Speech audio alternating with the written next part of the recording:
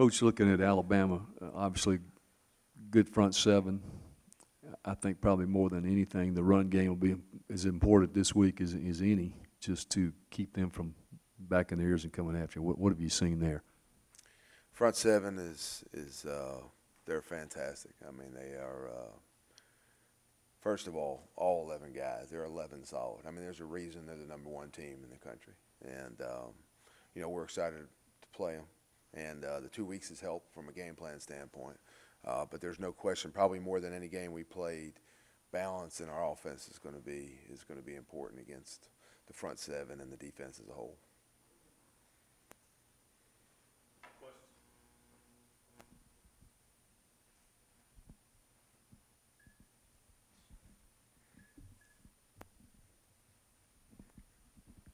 I know you've been in big environments before, Phil, but just your thoughts on coaching in FCS and now coaching before 100,000 at Alabama.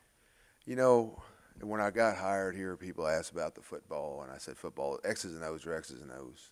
It's just they've got better talent. We have better talent. I mean, so it's all comparable and relative. I think I can't speak for other coaches, but as soon as the ball gets kicked off, I don't see anything. I don't hear anything. I'm locked into the game. So I think before the game, like players and fans and everything else, I enjoy and appreciate the atmosphere. And from what I understand, it's an intimidating place to play. But, once we snap the football, it really doesn't matter to me. I'm looking forward to it, to be honest with you.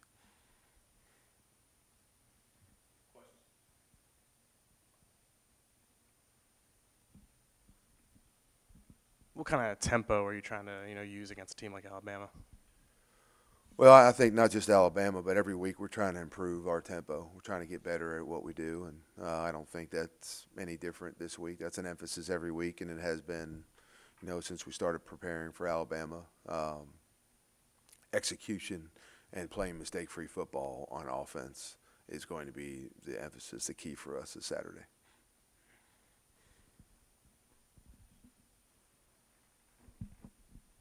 Obviously, winning one-on-one battles against Alabama is key for any opponent. How important is it getting A.J. back for that game to win those one-on-one battles inside? I think, A.J. is a mismatch inside, so if, to get him back and to try to create some of those mismatches would be good for us. Alabama does a fantastic job of keeping their guys out of one-on-one mismatches. Most of their guys have help over the top. So the way they do it schematically is one of the better defensive schemes that I've seen. I think they do a good job of not leaving people on an island. So finding mismatches against Alabama is an X's and O's challenge. When we get them, we're going to need to take advantage of.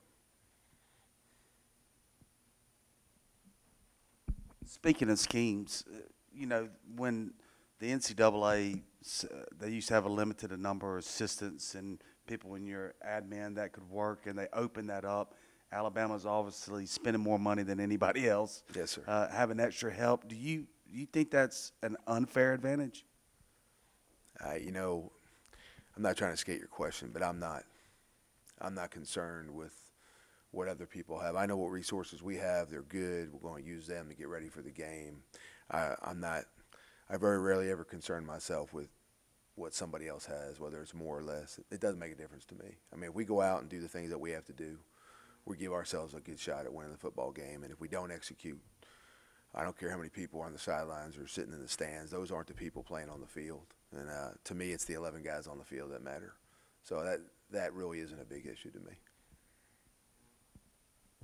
What do you see at the center position without Sean in terms – Matt said that Jordan would probably start, but what do you see there? Jordan is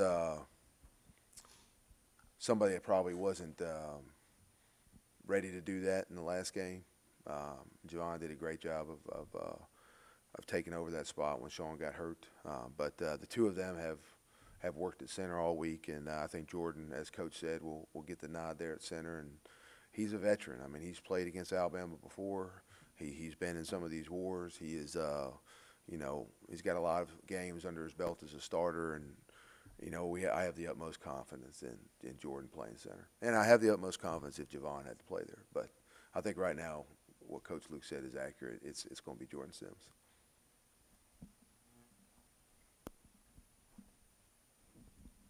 What did you see with communication from your offensive line this past week, and do you think you guys can improve in the area of the pre-snap penalties? Yeah, you know, we have to. Didn't have those issues in the first two games. Probably we didn't handle that very well at the Cal game.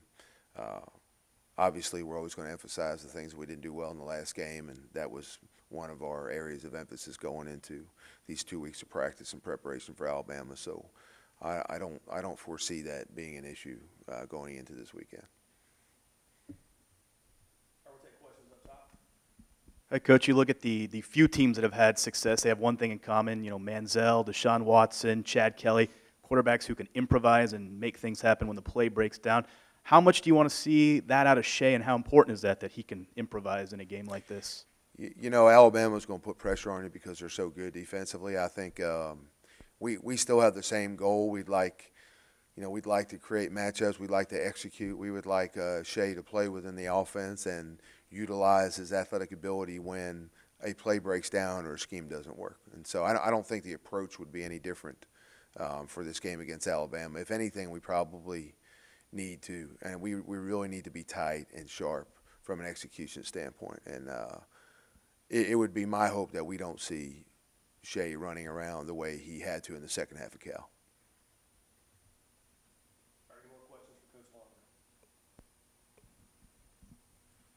You mentioned balance obviously being important, but teams just don't line up and run the ball on them. How can you realistically go about trying to achieve balance against that defense?